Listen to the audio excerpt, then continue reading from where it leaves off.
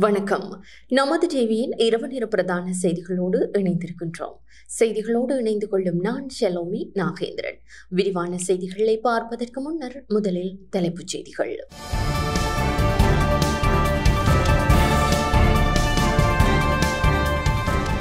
மகாவலி காணிகளில் சமல் ராஜபக்ச செய்த மோசடி சபையில் அம்பலம். யாழ் கண் சத்திர சிகிச்சை நிபுணரிடமிருந்து ஜனாதிபதிக்கு பறந்த கடிதம்.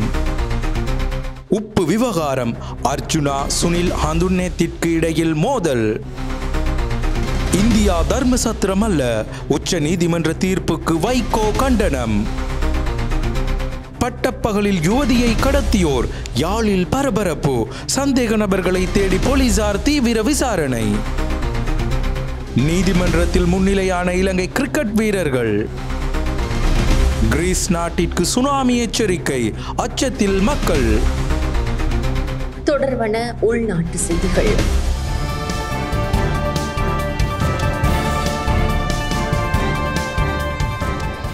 முன்னாள் அமைச்சர் சமல் ராஜபக்ச மகாவலி நிலங்களை பயன்படுத்தி மோசடியில் ஈடுபட்டதாக எதிர்க்கட்சி பாராளுமன்ற உறுப்பினர் கேஷா விதானகே குற்றம் சுமத்துகிறார். முன்னாள் அமைச்சர் சமல் ராஜபக்ச அரசியல் நண்பர்களுக்கு எந்தவித அடிப்படையும் இல்லாமல் ஏக்கர் கணக்கில் மகாவலி நிலங்களை வழங்கியதாக ஐக்கிய மக்கள் சக்தியின் பாராளுமன்ற உறுப்பினர் கேஷா விதானகே குற்றம் சாட்டியுள்ளார். இன்று பாராளுமன்றத்தில் உரையாற்றும் போதே அவர் இவ்வாறு குற்றம் சாட்டினார். இதன்போது மேலும் கருத்து வெளியிட்ட அவர், எம்பிலிப்பட்டியவில் உள்ள வளவே வலயத்தில் உள்ள மகாவலி நிலங்கள் எந்த ஒரு சாத்தியக்கூறு ஆய்வுகள் மேற்கொள்ளப்படாமல் பல்வேறு நபர்களுக்கு வழங்கப்பட்டதாக அவர் தெரிவித்தார்.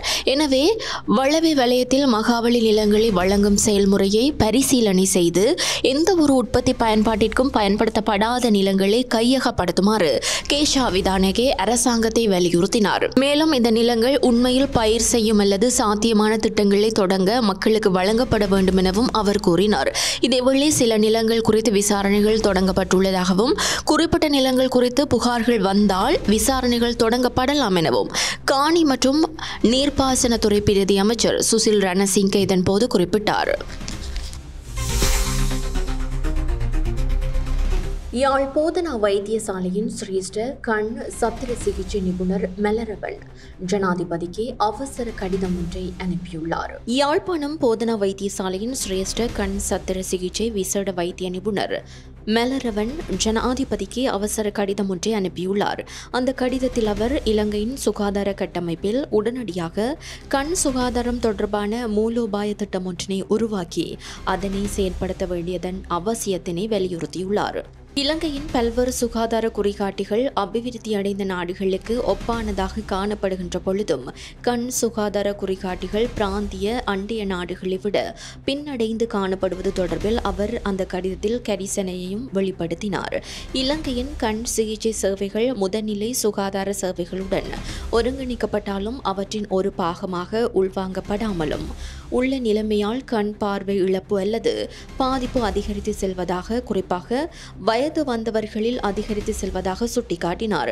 அத்துடன் இதனால் வாழ்க்கை தரம், உற்பத்தி திறன் என்பன பாதிக்கப்படுவதுடன் பார்வை இழந்தவர்களை அதிகளவில் பராமரிக்க வேண்டிய தேவை சமூகத்துக்கும் குடும்பத்திற்கும் நாட்டுக்கும் ஏற்படுவது பெரும் சுமையாகும் என அவர் தெரிவித்துள்ளார். குறித்த கடிதத்தின் பிரதிகள் பிரதமர், சுகாதார அமைச்சர், பிரதி சுகாதார அமைச்சர், சுகாதார அமைச்சின் செயலாளர், சுகாதார சேவைகள் பணிப்பாளர் நாயகம், வடமாகாண ஆளுநர் உள்ளிட்ட பல்வேறு தரப்பினருக்கும் அனுப்பி வைக்கப்பட்டுள்ளன.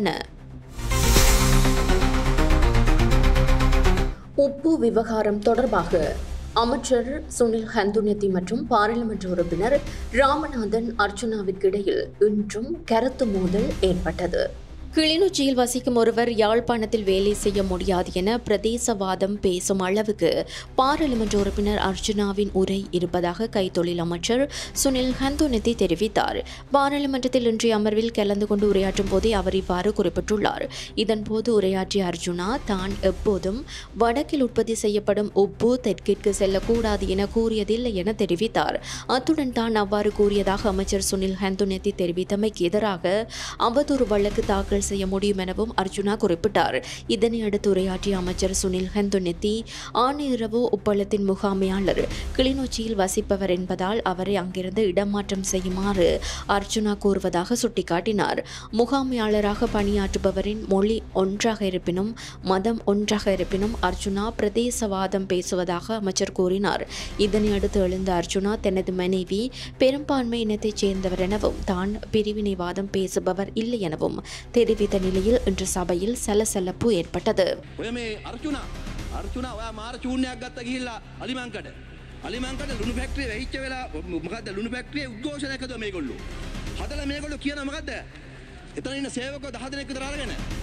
ඒගොල්ලෝ කියනවා වාඩියෙන් මං කියන්න හරිද මං කියන්න ඒගොල්ලෝ කියනවා හරිද මේගොල්ලෝ ගිහලා කිව්ව මදනද උතුරේ ලුණු දකුණට එවන්න එපා කිව්වා මට කියලා තියෙනවා මම මේ එලිෆන්ට් පාස් එකේ තිබ්බ ලුණු ප්‍රභාකරන්ගේ ලුණු කිව්වාලු ඒක දකුණට ගේ මම දැන් ආපහු සිංහලෙන් කියන්න ඔය සිංහලෙන් කිව්වොත් තේරෙනවානේ එතකොට සිංහලෙන් කියනනම් එම උතුරයි නගිනහිරයි කියලා ලුණු මුකුත් නැහැ.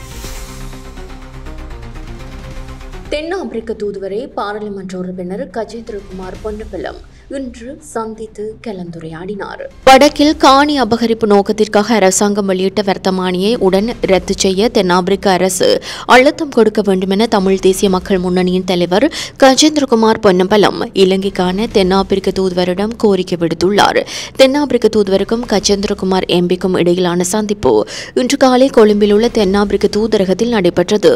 இதன்போது வடக்கில் காணி அபகரிப்பு நோக்கத்திற்காக அரசாங்கம் வெளியிட்ட வர்த்தமானியை உடன் ரத்து செய்ய தென்னாப்பிரிக்க அரசு அழுத்தம் கொடுக்க வேண்டும்.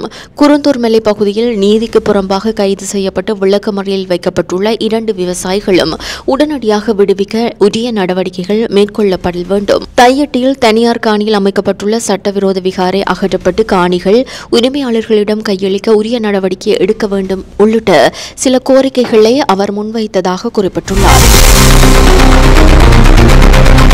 இலங்கை தமிழர் தொடர்ந்த வழக்கில் இந்தியா சத்திரம் அல்ல என உச்ச நீதிமன்ற நீதிபதி கூறியதற்கு வைகோ கண்டனம் வெளியிட்டுள்ளார். இலங்கை தமிழர் தொடர்ந்த வழக்கில் இந்தியா சத்திரமல்ல என உச்ச நீதிமன்ற நீதிபதி கூறியதற்கு மறுமலர்ச்சி திராவிட முன்னேற்றக் கழகத்தின் பொதுச் செயலாளர் வைகோ எதிர்ப்பு தெரிவித்துள்ளார். இது தொடர்பில் அவர் அறிக்கை ஒன்றை வெளியிட்டுள்ளார். இலங்கை தமிழரான சுபாஸ்கரன் இந்தியாவிலேயே தொடர்ந்து தங்குவதற்கு அனுமதி கோரிய வழக்கை விசாரித்த உச்ச நீதிமன்றம் உலகம் முழுவதிலும் உள்ள அகதிகளை வரவேற்க இந்தியா சத்திரமல்ல, இந்தியாவில் தொடர்ந்து தங்க உங்களுக்கு உரிமை இல்லை, இலங்கையில் உயிருக்கு ஆபத்து என்றால் வேறு நாட்டுக்கு சென்று புகலிடம் கோருங்கள் என்று தெரிவித்துள்ள கருத்து கவலைக்குரியது. இலங்கை தமிழ் அகதிகளில் திரும்பி செல்ல விரும்பாதவர்களை கட்டாயப்படுத்தி வெளியேற்றக்கூடாது என சென்னை உயர்நீதிமன்றம் ஏற்கனவே உத்தரவு பிறப்பித்துள்ளது. அதன் அடிப்படையில் இலங்கை தமிழர்கள் இங்கு வாழ்கின்றனர். இந்த நிலையில் உச்ச நீதிமன்ற நீதிபதிகளின் கருத்துக்கள் அரசமைப்பு சட்டம் வலியுறுத்தும் மனித மாண்புகளுக்கு முற்றிலும் பொருத்தமில்லாத வார்த்தைகள். நீதிபதிகள் இதுபோன்ற கருத்துக்களை பயன்படுத்துவதை தவிர்க்குமாறு உச்ச நீதிமன்றம் தலைமை நீதிபதியை அறிவுறுத்த வேண்டும் என வைகோ தெரிவித்துள்ளார். நல்லூர் ஆலய முன்வீதியில் அனுமதியின்றி திறக்கப்பட்ட அசைவ உணவகத்தின் விளம்பர பலகை அகற்றப்பட்டுள்ளது. நல்லூர் ஆலய முன்வீதியில் அனுமதியின்றி திறக்கப்பட்ட அசைவ உணவகத்தின் முன்னால் வைக்கப்பட்டிருந்த விளம்பர பலகை இன்றைய தினம் யாழ்ப்பாண மாநகர சபையினரால் அகற்றப்பட்டுள்ளது. நல்லூர் ஆலய முன்வீதியில் அனுமதியின்றி திறக்கப்பட்ட அசைவ உணவகத்திற்கு எதிராக பல்வேறு அமைப்புகளும் எதிர்ப்புகளை தெரிவித்து வருகின்றன. இந்நிலையிலேயே இன்றைய தினம் யாழ் மாநகர சபையினர் குறித்த விளம்பர பதாகையை அகற்றியுள்ளனர்.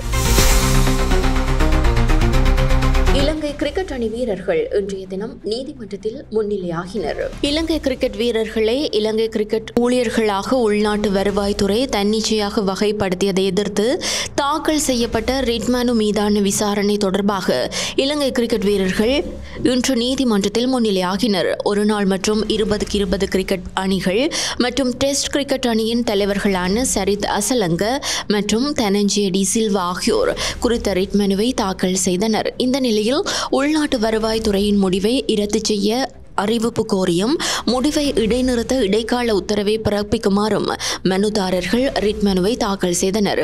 வனிந்து கசரங்க, ஆஞ்சலோ மேத்யூஸ், மஹேஷ் தீக்ஷண, பத்தும் நிசங்க மற்றும் குஷல் மெண்டிஸ் உள்ளிட்ட 38 தேசிய வீரர்கள் கையெழுத்திட்ட ஒரு கடிதம் மார்ச் மாதம் மேன்முறையீட்டு நீதிமன்றத்தில் சமர்ப்பிக்கப்பட்டது.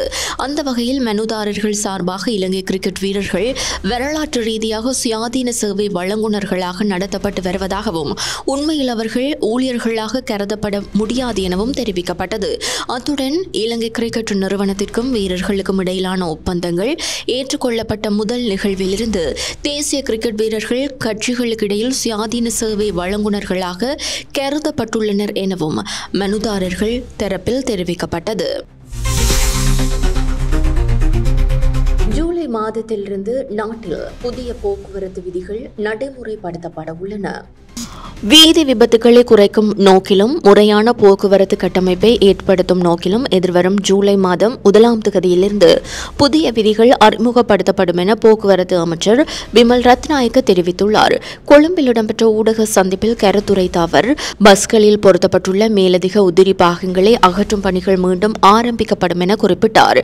40 வயதிற்கு மேற்பட்ட சாரதிகளுக்காக விசேட வைத்திய பரிசோதனை நடவடிக்கைகள் அறிமுகப்படுத்துவதற்கும் எதிர்பார்க்கப்படுகின்றது. அத்துடன் மது போதையில் வாகனம் செலுத்துபவர்களை அடையாளம் காண்பதற்காக விசேட உபகரணங்களை பயன்படுத்தி சோதனை நடவடிக்கைகளை மேற்கொள்வதற்கும் தீர்மானிக்கப்பட்டுள்ளது. அதே நேரம் வீதிகளில் காணப்படும் சகல வீதி சமுச்சை விளக்குகளிலும் நேரமானியை பொருத்துவதற்கு எதிர்பார்க்கப்பட்டுள்ளது. எதிர்வரும் செப்டம்பர் மாதத்துக்கு பின்னர் அதிவேக நெடுஞ்சாலைகளில் பயணிக்கும் வாகனங்களின் பின்பகுதி ஆசனங்களில் அமர்ந்து செல்பவர்களுக்கும் ஆசன பட்டியை கட்டாயமாக்குவதற்கு தீர்மானிக்கப்பட்டுள்ளது. அத்துடன் எதிர்வரும் 12 மாதங்களில் இலத்திரனியல் வாகன சாரதி அனுமதி பத்திரத்தையும் வழங்குவதற்கு எதிர்பார்க்கப்படுவதாக போக்குவரத்து அமைச்சர் குறிப்பிட்டார். ஆசிய நாடுகளில் பரவி வரும் கொரோனா தொற்று தொடர்பில் இலங்கை மக்கள் அச்சம் கொள்ள தேவையில்லை என பேராசிரியர் சந்திம ஜீவந்தர தெரிவிக்கின்றார். ஆசியாவில் உள்ள சில நாடுகளில் பரவி வரும் கொரோனா தொற்றின் உபதிரிபான JN1 திரிபு தொடர்பில் பதற்றமின்றி ஆய்வு நடத்தப்பட வேண்டும் என ஸ்ரீ ஜெயவர்தனபுர பல்கலைக்கழகத்தின் ஒவ்வாமை, நோய் எதிர்ப்பு மற்றும் உயிரியல் கற்கைகள் பிரிவின் பணிப்பாளர் பேராசிரியர் சந்திம ஜீவந்தர கோரிக்கை விடுத்துள்ளார். தமது எக்ஸ் பக்கத்தில் அவர் இந்த விடயத்தினை பதிவிட்டுள்ளார். எவ்வாறாயினும் குறித்த திரிபு இதுவரையில் இலங்கையில் பதிவாகவில்லை என்றும் அவர் தமது பதிவில் சுட்டிக்காட்டியுள்ளார். அதே நேரம் கொரோனா வைரஸ் பரவல் தொடர்பில் சுகாதார அமைச்சினால் இதுவரையில் உத்தியோகபூர்வ அறிவிப்பு எதுவும் விடுக்கப்படவில்லை என தேசிய தொற்று நோயியல் விஞ்ஞான பிரிவு தெரிவிக்கின்றது. யாழ்ப்பாணம் இளவாளை சந்திக்கு அருகாமையில் யுவதி ஒருவர் கடத்தப்பட்ட சம்பவம் பரபரப்பை ஏற்படுத்தியுள்ளது. யாழ்ப்பாணம் தெல்லிப்பள்ளி போலீஸ் பிரிவுக்குட்பட்ட இளவாளை சந்திக்கு அருகாமையில் யுவதி ஒருவர் கடத்தப்பட்டுள்ளார். நீதிமன்ற வழக்கு ஒன்றுக்காக வந்திருந்த இளம் யுவதி ஒருவரே இவ்வாறு கடத்தப்பட்டுள்ளார். குறித்த யுவதி கடத்தப்பட்ட வேளையில் நபர் ஒருவரால் எடுக்கப்பட்ட காணொலியை அடிப்படையாக வைத்து விசாரணைகள் ஆரம்பிக்கப்பட்டுள்ளதாக போலீசார் தெரிவிக்கின்றனர். யாழ்ப்பாணத்தைச் சேர்ந்த குறித்த யுவதியும் பூநகரி கௌதாரிமுனை பகுதியைச் சேர்ந்த 22 வயதுடைய இளைஞனும் கடந்த 2 மாதங்களுக்கு முன்னர் திருமணம் செய்துள்ளனர். இந்நிலையில் யுவதி வீட்டாருக்கு பயந்து இருவரும் தலைமறைவாகியிருந்ததாகவும் அண்மையில் அவர்களின் இருப்பிடம் அறிந்த பெற்றோருக்கும் அவர்களுக்கும் இடையில் முருகல் நிலை ஏற்பட்டிருந்ததன் அடிப்படையிலேயே வழக்கு தொடரப்பட்டிருந்தது. வழக்கு விசாரித்த நீதிமன்றம் இருவருக்கும் திருமண வயது வந்துவிட்டதால் அவர்களை பிரிக்க முடியாது எனவும் சேர்ந்து வாழலாம் எனவும் தீர்ப்பளித்தது. இவ்வாறான பின்னணியில் வழக்கு நிறைவடைந்து வீடு திரும்பும் போது யுவதியின் சகோதரர்கள் உள்ளிட்ட சிலர் அடங்கிய குழுவினர் அந்த இளைஞனை தாக்கிவிட்டு யுவதியை வாகனத்தில் ஏற்றி கடத்திச் சென்றனர். குறித்த யுவதி கடத்தப்பட்ட போது காயமடைந்த வாலிபர் வைத்தியசாலையில் அனுமதிக்கப்பட்டுள்ளதுடன் சம்பவம் தொடர்பில் போலீசார் விசாரணைகளை ஆரம்பித்துள்ளனர். மின்னல் தாக்கம் தொடர்பில் வளிமண்டலவியல் திணைக்களம் எச்சரிக்கை விடுத்துள்ளது. ஓவா மற்றும் கிழக்கு மாகாணங்கள், ஹம்பாந்தோட்டை மற்றும் பொலனறுவை மாவட்டங்களுக்கு மின்னல் தாக்கம் தொடர்பில் எச்சரிக்கை விடுக்கப்பட்டுள்ளது. இந்த அறிவிப்பு இன்றிரவு 11 மணி வரை அமுலில் இருக்கும் என வளிமண்டலவியல் திணைக்களம் தெரிவித்துள்ளது. மேலும் குறித்த பகுதிகளில் உள்ள மக்கள் எச்சரிக்கையாக இருக்குமாறும், இடியுடன் கூடிய மழை பெய்யும் போது சம்பந்தப்பட்ட பகுதிகளில் தற்காலிகமாக பலத்த காற்று வீசக்கூடும் எனவும் வளிமண்டலவியல் திணைக்களம் எச்சரித்துள்ளது. தொடர்வது சர்வதேச செய்தி.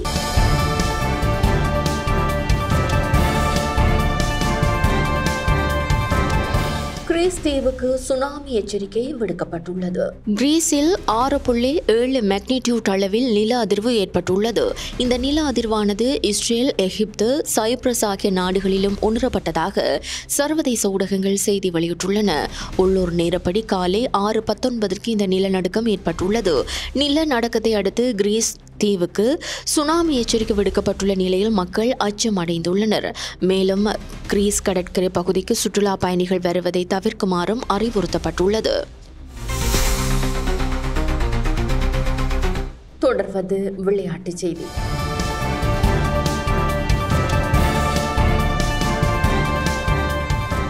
IPL தொடரில் அதிக முறை பிளே ஆஃப் சுற்றுக்கு முன்னேறிய அணிகளின் பட்டியலில் பெங்களூரு அணியை மும்பை இந்தியன்ஸ் அணி முந்தியுள்ளது. 2025 IPL தொடர் இறுதி கட்டத்தை எட்டியுள்ள நிலையில் மும்பை வான்கடே மைதானத்தில் நடைபெற்ற போட்டியில் மும்பை இந்தியன்ஸ் அணி டெல்லி கேபிட்டல்ஸ் அணியை எதிர்கொண்டது. இப்போட்டியில் நாணய சுழற்சியில் வென்ற டெல்லி கேபிட்டல்ஸ் அணி முதலில் பந்து வீச்சை தேர்வு செய்தது. இதன்படி முதலில் துடுப்பாடிய மும்பை இந்தியன்ஸ் அணி 20 ஓவர்களில் 5 விக்கெட் இழப்புக்கு 180 ஓட்டங்களை பெற்றது. இதனை அடுத்து 181 ஓட்டங்கள் எடுத்தால் வெற்றி என்ற இலக்குடன் துடுப்பாட்டம் செய்த டெல்லி கேபிட்டல்ஸ் அணி துவக்கமே தடுமாறியது. 18.2 ஓவர்கள் மட்டுமே தாக்குப்பிடித்த டெல்லி அணி 121 ஓட்டங்களில் தோல்வியடைந்தது. இதன் மூலம் மும்பை அணி 59 ஓட்டங்கள் வித்தியாசத்தில் வெற்றி பெற்று பிளே ஆஃப் சுற்றுக்கு முன்னேறியது. இந்த நிலையில் IPL தொடரில் அதிக முறை பிளே ஆஃப் சுற்றுக்கு முன்னேறிய அணிகளின் பட்டியலில் பெங்களூரு அணியை மும்பை இந்தியன்ஸ் அணி முந்தியுள்ளது. அதிக முறை பிளே ஆஃப் சுற்றுக்கு முன்னேறிய அணிகளின் பட்டியலில் சென்னை அணி முதலிடத்தில் உள்ளமை குறிப்பிடத்தக்கது. இத்துடன் நமது டிவியின் அனைத்து பிரதான செய்திகளும் நிறைவு பெறுகின்றன. எமது அடுத்த பிரதான செய்திகளை நாளை எதிர்பாருங்கள். மேலதிக செய்திகளை அறிந்து கொள்ள நமது LK.com எனும் எமது இணையதளத்திற்குள் பிரவேசியுங்கள். அத்துடன் நமது டிவி எனும் யூடியூப் தளத்தினையும் சப்ஸ்கிரைப் செய்யுங்கள். வணக்கம்.